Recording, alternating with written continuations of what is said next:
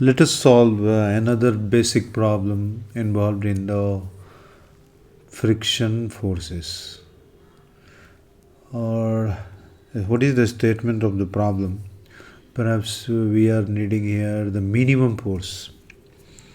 Previously, I just discussed the problem of maximum force. This is about finding a minimum force.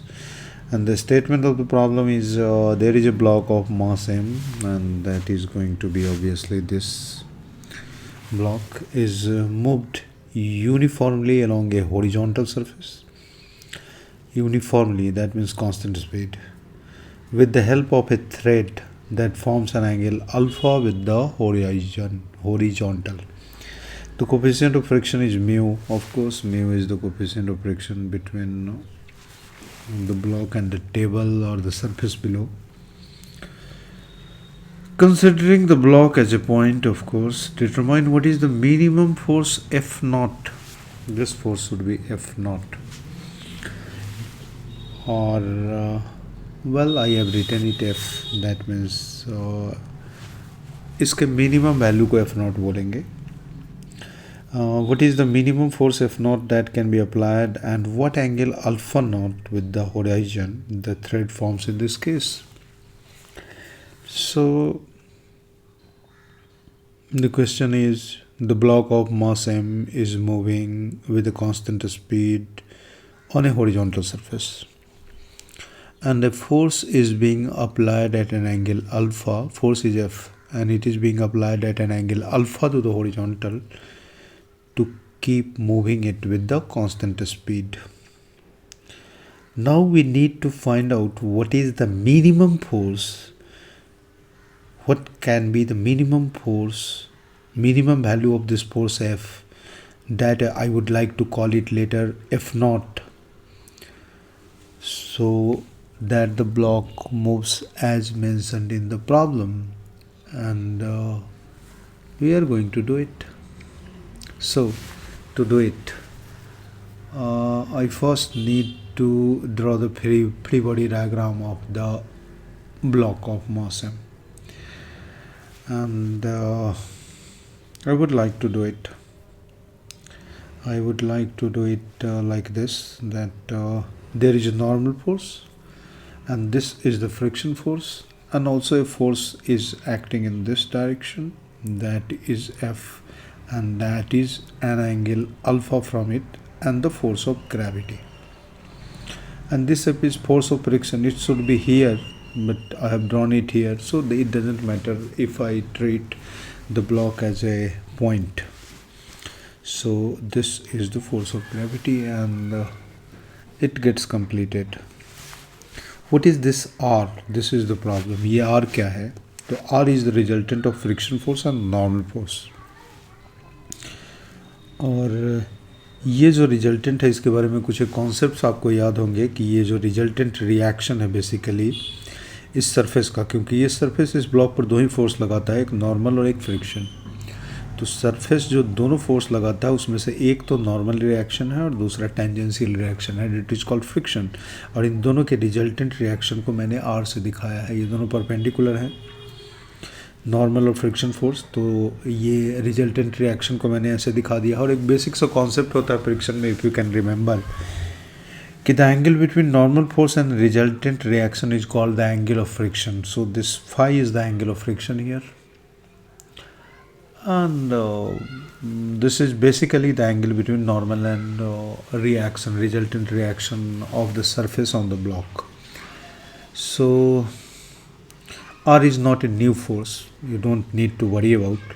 So कौन कौन से forces इस पर लग रहे हैं? तो ये फोर्स लग रहा है, एक तो फोर्स F लग रहा है, दूसरा फोर्स mg लग रहा है, और तीसरा फोर्स मैं इसको अगर बोलूँ कुछ तो इस नॉर्मल या F को दिखाऊं, या इन दोनों के बदले सिर्फ रिजल्टेंट रिएक्शन को दिखा दूं, तो आप बोलोगे कंपोनेंट में कैसे लिखोगे आप? मैं कंपोनेंट में लिखूंगा ही नहीं. और जहाँ तक इस ब्लॉक का सवाल है, तो ये ब्लॉक कांस्टेंट वेलोसिटी से मूव कर रहा है यूनिफॉर्मली. दैट मीन्स इसका एक्सेलरेशन 0 होगा. तो अगर मैं ये तीनों फोर्सेस ले लूँ तो I can simply write in vector form that इस ब्लॉक पर ये फोर्स F ये रिजल्टेंट रिएक्शन प्लस mg, इन तीनों का सम 0 होने जा रहा है Newton second law of motion के फॉर्म में। तो ये सही है, ये सब कुछ है। Important thing here, one more thing I can observe from this, that this figure, that tan phi here is perpendicular by base, and perpendicular is simply friction force, this force, and base is the normal. And in this case, since the block is moving with constant velocity, so friction must be kinetic friction, and this kinetic friction can be written as mu n simply.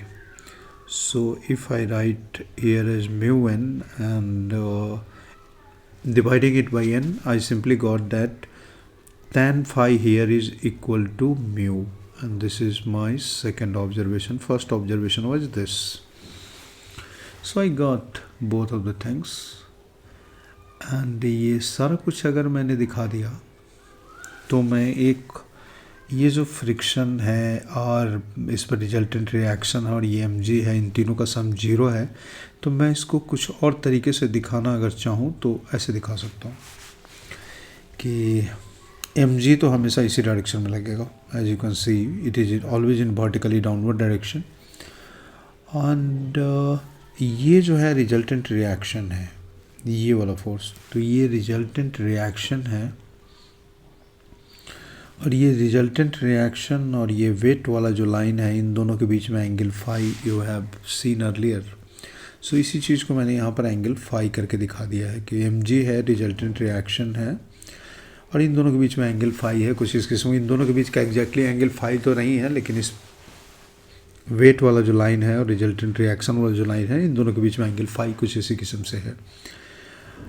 अब force F का जहाँ तक मामला है, तो force जो applied force है जिसके कारण वो कांस्टेंट वेलोसिटी से मूव कर रहा है, तो इन तीनों का सम, इस वेक्टर का सम, इस वेक्टर का सम और ये तीसरे वाले का सम 0 है। That means first vector if I take as mg, second as at r and third as f, then इन तीनों का सम 0 होगा, तो ये एक ट्रायंगल बनेगा जिसमें कि पहले वाले का टेल और लास्ट वाले का हेड सेम पॉइंट पर कॉन्साइड करेगा, क्योंकि तीनों का सम 0 है। But I got another condition कि इस फोर्स का वैल्यू मिनिमम होना चाहिए। तो ये फोर्स ऐसे भी हो सकता है, ये फोर्स यहाँ भी हो सकता है, ये फोर्स यहाँ भी हो सकता है, लेकिन इस फोर्स का वैल्यू मिनिमम तभी होगा जब ये फोर्स परपेंडिकुलर होगा रिजल्टेंट रिएक्शन के।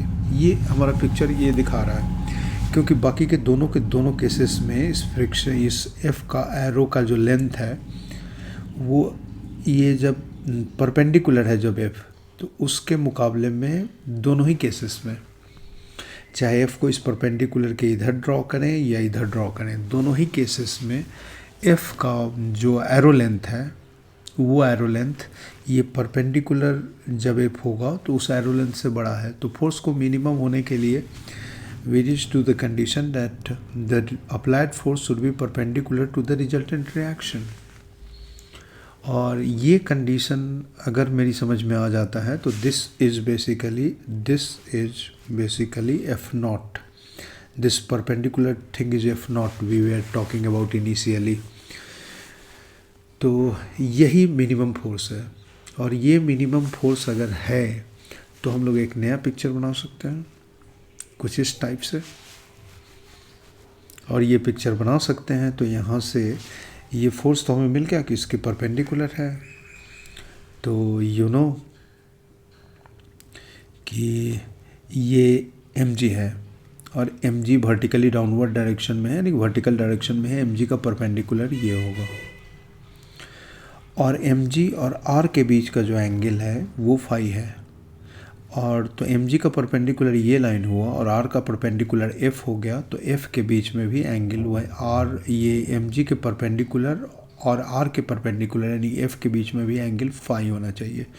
तो this phi should be alpha naught, यानी कि वो जो फोर्स हमें बाहर से लगाना है मिनिमम फोर्स, वो उसके लिए अल्फ़ा का वैल्यू अल्फ़ा नॉट होना चाहिए। और वो अल्फ़ा नॉट तो उसका नाम था, अल्फ़ा नॉट कहाँ, ठीक है, वो अल्फ़ा नॉट का वैल्यू 5 होना चाहिए, मैंने सही बोला। और इससे एफ़ का मैग्नीट्यूड कितना होगा, तो एफ़ का मैग्नीट्यूड तो बड़ा सिंपल है। ये एक राइट एंगल ट्रायंगल दिख रहा है, इस राइट एंगल ट्रायंगल में ये परपेंडिकुलर है, ये बेस है और हाइपोटेनस एम जी है। तो perpendicular F should be equal to hypotenuse M G multiplied by sine phi. और एक और कंडीशन इसी दिन के लिए हमने कैलकुलेट करके रखा हुआ है कि here tan phi is mu, so you can easily find a tan phi. Tan phi will be, sin phi will be perpendicular by hypotenuse, that is 1 plus mu square under root 1 plus mu square, and you can get the value of f minimum, that was f naught. तो ये भी f naught है। तो अब values इस तरीके से find कर सकते हैं, एंगल चेक कर सकते हैं। This was the situation. अब एक चीज़ के लिए मुझे ब्लेम नहीं कर सकते हैं कि मैंने कैलकुलस यूज़ क्यों नहीं किया, मैंने कुछ और यूज़ कर लिया, तो इसमें मेरी कोई गलती नहीं है। हाँ, आप कैलकुलस यूज़ करके भी इस प्रॉब्लम को सॉल्व कर सकते हो, तो आपने सॉल्व किया हुआ होगा। And there are many books जिसमें कि ये सॉल्व किए हुए हैं, तो I am not going to bother you about after doing this. This is the basic way of thinking and doing things, और इसको और भी बहुत सारी जगहों पर अप्लाई कर सकते हैं। Thank you very much for watching.